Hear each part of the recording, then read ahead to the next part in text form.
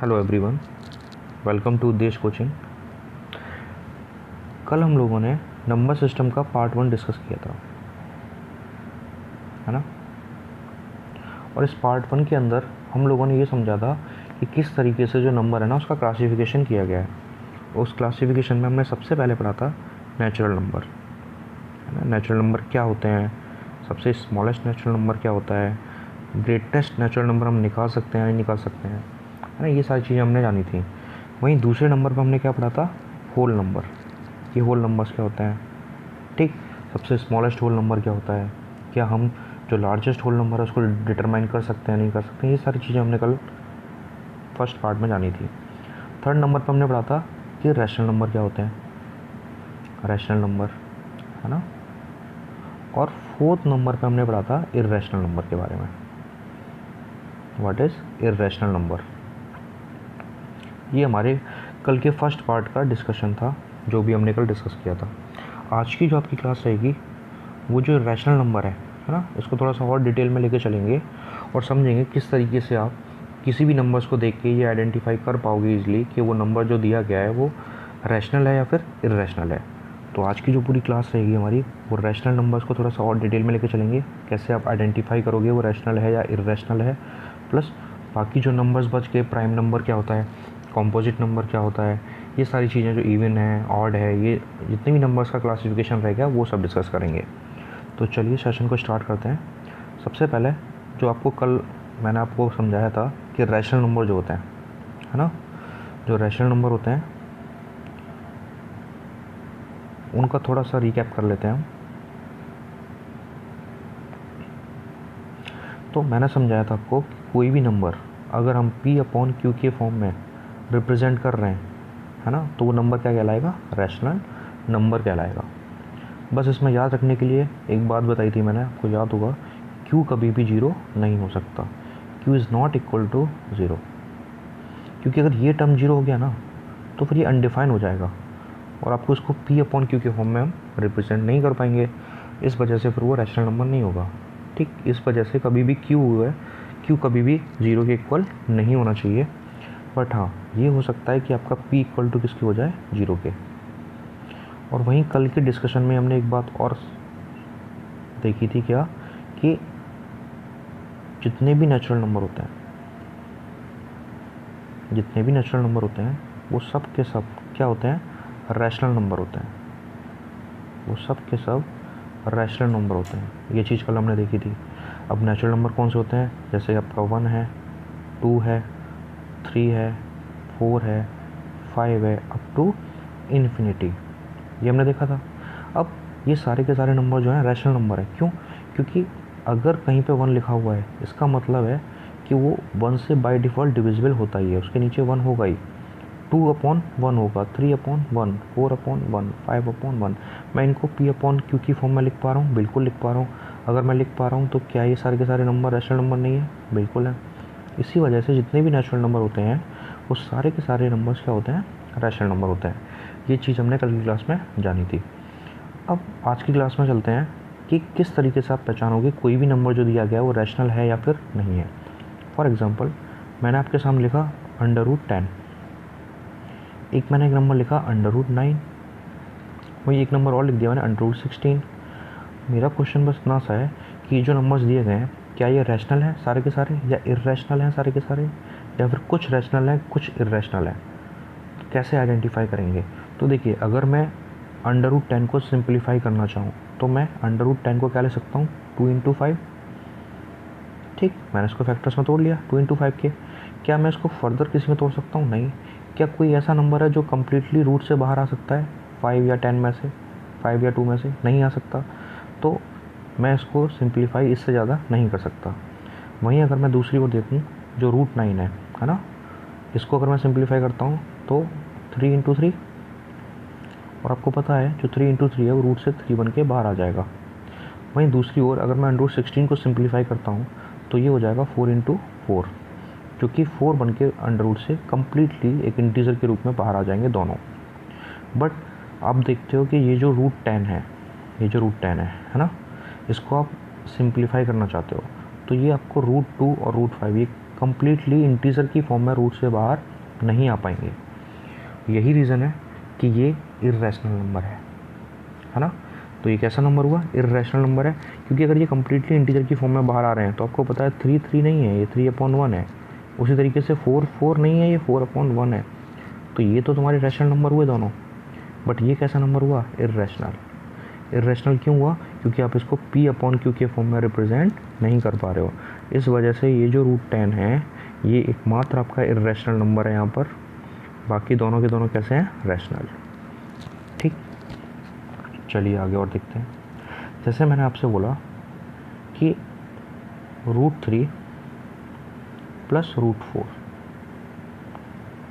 क्या ये जो नंबर दिया गया है ये रैशनल है या फिर इर्रेशनल है? तो अगर आप इसको सॉल्यूशन देखें इसका या सिंप्लीफाई करें इसको, तो आपको पता है √3 को आप इससे ज़्यादा सिंप्लीफाई नहीं कर सकते हो। फिर तो आपको √3 की डेसिमल में वैल्यू निकालनी पड़ेगी। एक इंटीजर के फॉर्म में उसकी वैल्यू नहीं आएगी, वो 1.732 समथिंग आएगी। बट अगर आप √4 को सिंप्लीफाई करना चाहो तो आप ले सकते हो 2 × 2। तो ये आपको क्या मिलेगा?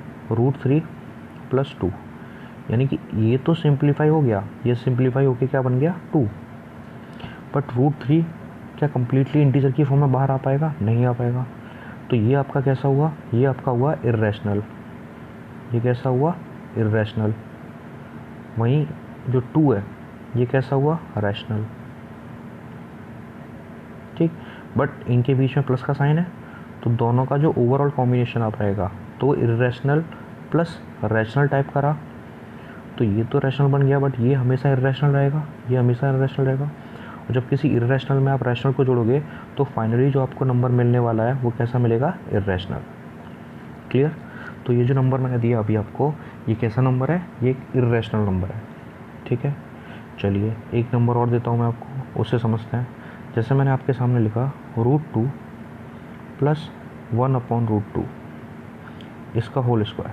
मैं आपसे पूछूं क्या ये नंबर जो दिया है वो रैशनल है या इर्रेशनल है? तो देखिए, देखने से तो ऐसा लग रहा है कि ये इर्रेशनल है, क्योंकि √2 कम्प्लीटली उससे बाहर नहीं आ पाता। जो 2 है रूट के अंदर वो कम्प्लीटली रूट से बाहर नहीं आ पाता है, वो डेसिमल लग के या फिर इंटीजर की फॉर्म में बाहर नहीं आ पाएगा। बट अगर इसको आप सिंप्लीफाई करते हो, है ना, अगर आप इसको सिंप्लीफाई करते हो तो देखते हैं क्या मिलेगा। जैसे ए, ये क्या है? ए, और ये क्या है? बी। तो समथिंग a + b का होल स्क्वायर है, और ये आपको पता है क्या होता है? a² + b² + 2ab। तो a² मीन्स √2 का स्क्वायर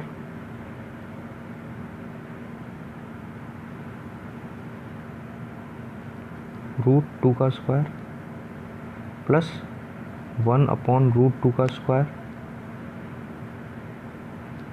प्लस 2ab, 2 × √2 × 1/√2।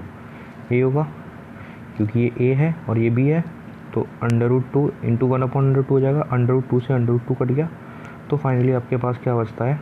देखिए, आपके पास बचा इस √2 का आप स्क्वायर करोगे, तो इस √2 का स्क्वायर करोगे तो क्या मिलेगा आपको? 2, प्लस ये 1/√2 का स्क्वायर करोगे तो आपको मिलेगा 1/2, प्लस यहाँ से आपको क्या मिला? 2। और जब आप इसको सिंप्लीफाई करोगे तो आपको कितना मिल जाएगा? 2 + 2 कितना हुआ? 4.5, 4.5 आपको ये मिला। इसको आप फर्दर सिंप्लीफाई करोगे तो आपको मिल जाएगा 9/2, 9/2। ये जो आपका मिला 9/2, क्या ये P/Q की फॉर्म में है? बिल्कुल है। तो क्या ये जो नंबर दिया गया है वो रैशनल है? बिल्कुल। तो आप कह सकते हो ये जो गिवन नंबर है वो कैसा नंबर है? ये रैशनल नंबर है ना। क्योंकि ये नंबर देखने से रैशनल लग रहा था, बट हमने इसको सिंप्लीफाई किया तो ये आपको क्या मिला? रैशनल नंबर मिला। ठीक, इसी तरीके से हम एक और क्वेश्चन ले लेते हैं। जैसे मैंने आपके सामने एक क्वेश्चन लिया 3√8/√2, एक नंबर लिया। क्या ये जो नंबर दिया है वो रैशनल है या इर्रेशनल है? तो सबसे पहले आप नंबर को सिंप्लीफाई करने की कोशिश करिएगा। ठीक, जितना आप सिंप्लीफाई कर सकते हो। तो मैं इसको क्या ले सकता हूँ? 3, इसको मैं ले सकता हूँ 2 × 2 × 2, है ना। इसको मैं ले सकता हूँ √2। ये आपको पता है ये जो एक पेयर बन गया ये बाहर आ जाएगा, तो ये 2 इसका मल्टीप्लाई 3 से हो जाएगा, तो 3 × 2 और √2/√2। तो ये आपको पता है √2 से √2 कट जाएगा, तो फाइनली आपको आंसर क्या मिल जाएगा 6। और 6 को मैं 6/1 लिख सकता हूँ, बिल्कुल लिख सकता हूँ। तो क्या ये जो नंबर दिया है वो रैशनल नंबर नहीं है? बिल्कुल है। तो ये जो नंबर दिया गया ये कैसा नंबर है? रैशनल नंबर है। चलिए एक और क्वेश्चन देख लेते हैं हम। जैसे मैंने लिखा 2 - √3, क्या ये रैशनल नंबर है? नहीं। क्यों नहीं है? क्योंकि आपको पता है 2 कैसा नंबर है? रैशनल। बट √3 कैसा है? इर्रेशनल। और जब किसी रैशनल में से इर्रेशनल माइनस करोगे तो ये तो हमेशा इर्रेशनल रहेगा ना, तो फाइनल रिजल्ट आपका कैसा रहेगा? इर्रेशनल। क्लियर? तो ये नंबर कैसा रहेगा आपका? इर्रेशनल रहेगा। तो ये जो मैंने आपके सामने कुछ एग्जांपल रखे हैं, वहीं कुछ और 1-2 एग्जांपल ले लेते हैं ना, इससे थोड़ा सा और क्लियर हो जाएगा। जैसे मैंने आपसे बोला x² = 3, क्या ये जो नंबर दिया है वो रैशनल है?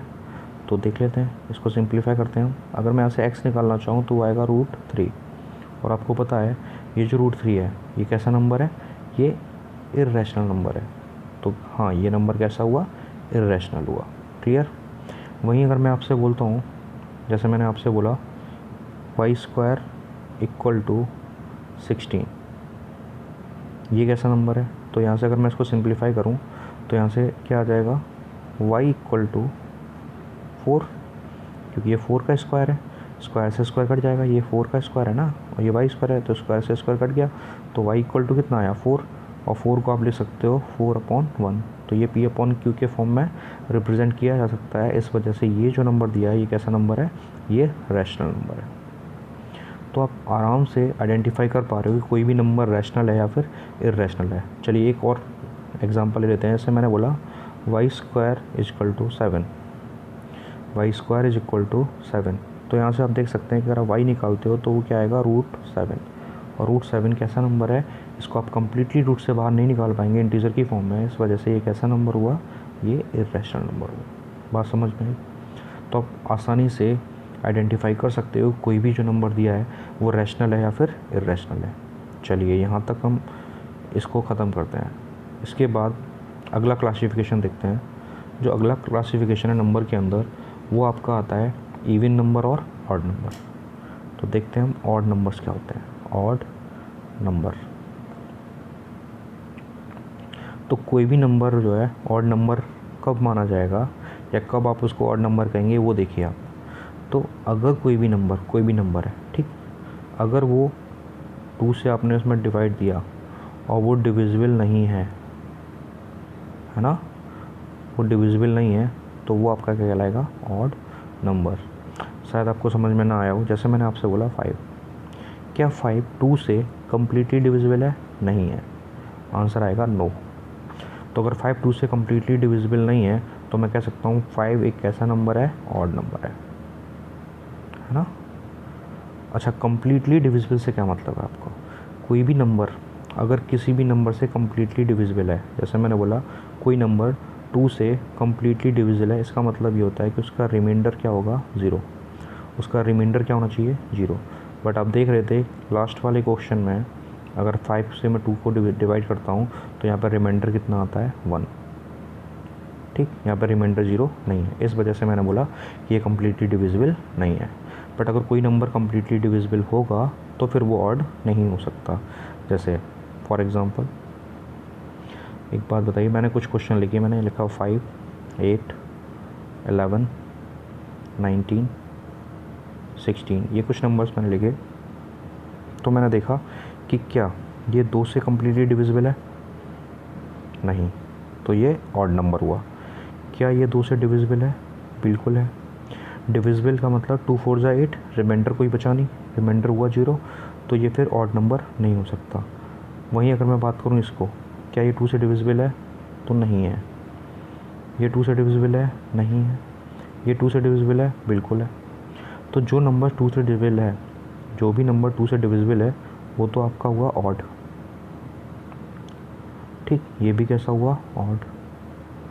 और ये भी कैसा हुआ? ऑड। बट जो 2 से डिविजिबल नहीं है वो हमेशा ध्यान रखना वो होते हैं इवन। सॉरी, जो 2 से डिविजिबल हैं वो कौन से होते हैं? इवन। तो आपको यहाँ से दोनों नंबर्स के बारे में पता चल गया कि आपके ऑड नंबर्स क्या होते हैं कोई भी नंबर आप 2 से डिवाइड दे रहे हो और वो डिविजिबल नहीं है, नॉट डिविजिबल, तो वो कैसा नंबर है? Odd number. वहीं अगर आप बोलो कोई भी नंबर है अगर वो 2 से डिविजिबल है, यस 2 से डिविजिबल है यानी कि रिमाइंडर 0 है, उस केस में आप कह सकते हो कि वो नंबर कैसा है? इवन नंबर है। फॉर एग्ज़ाम्पल जैसे मैंने बोला कि 6, 10, 14, 28 ये सब क्या है? आप देखिए एक बार, अगर मैं बोलूँ कि क्या ये 2 से डिविजिबल है? बिल्कुल है।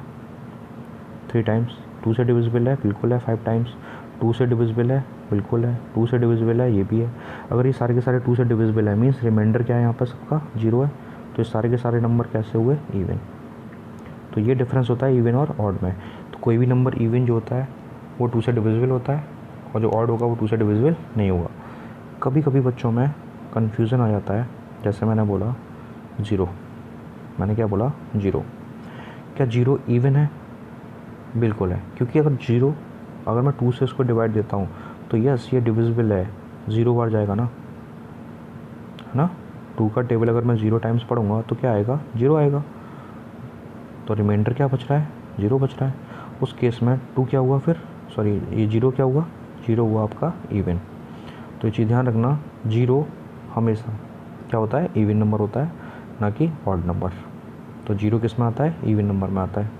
वहीं दूसरी ओर एक चीज़ और समझिए, जैसे कई बार ऐसे लिखा होता है -4, तो क्या माइनस लिखे होने से इवन और ऑड पे फ़र्क पड़ता है? बिल्कुल नहीं।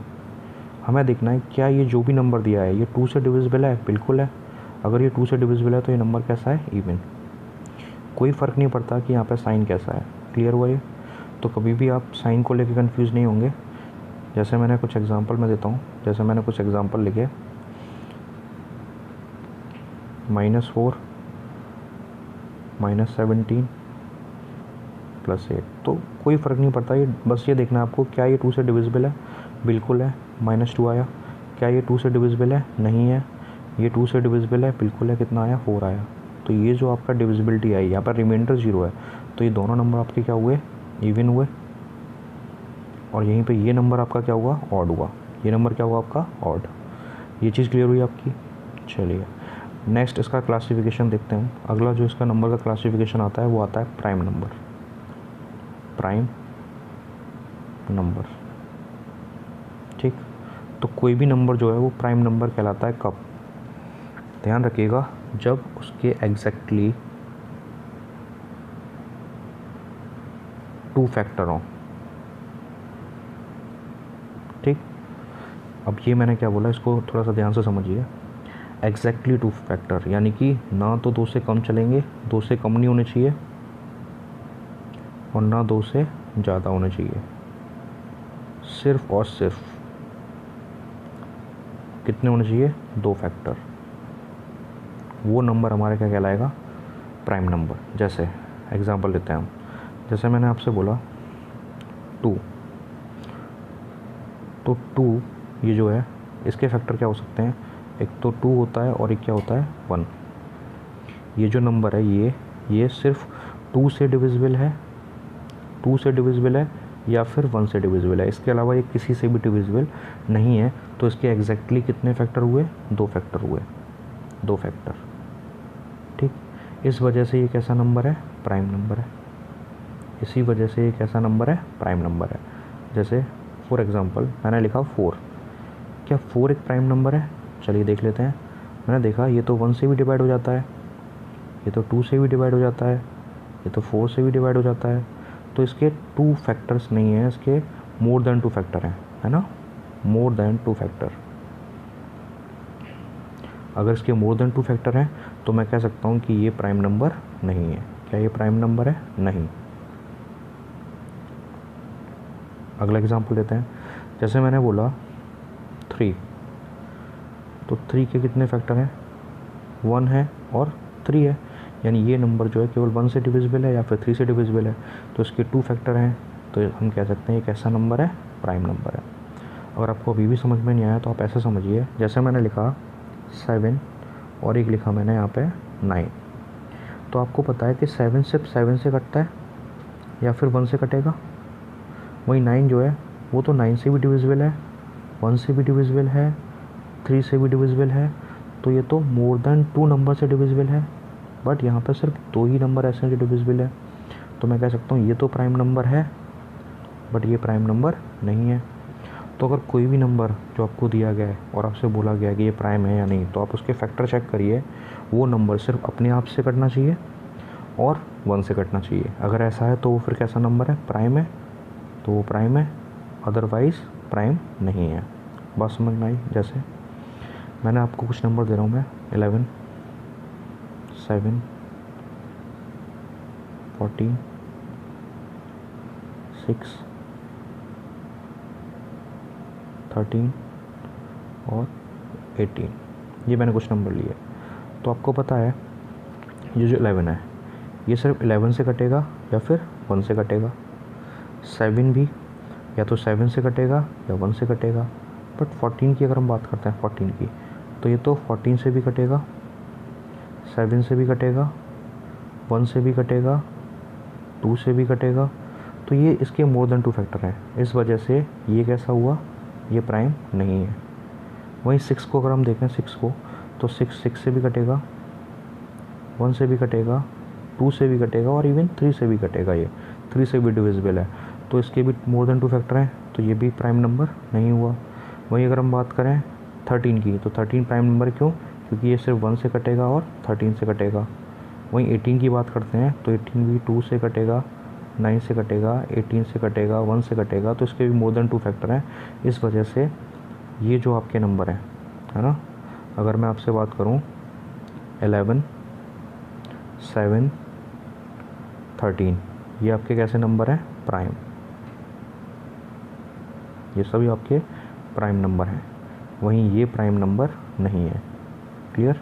ये प्राइम नंबर नहीं है, क्यों? क्योंकि इनके मोर देन 2 फैक्टर हैं, इनकी डिविजिबिलिटी जो है वो 2 से ज़्यादा है ना। ये चीज़ देखिए, बाकी इन सबकी कितनी कितनी डिविजिबिलिटी है, 2 है। इस वजह से ये प्राइम नंबर है। तो प्राइम नंबर क्लियर हुए आपके। अब प्राइम नंबर जो होते हैं उनके एग्जैक्टली 2 फैक्टर होते हैं, तो इनके एग्जैक्टली 2 फैक्टर नहीं होते हैं, ज़्यादा होते हैं, उनको आप क्या बोलते हो, तो उनको हम बोलते हैं कॉम्पोजिट। क्या बोलते हैं, कॉम्पोजिट। ये चीज़ क्लियर हुई। कॉम्पोजिट क्या होते हैं, the number having more than 2 factor,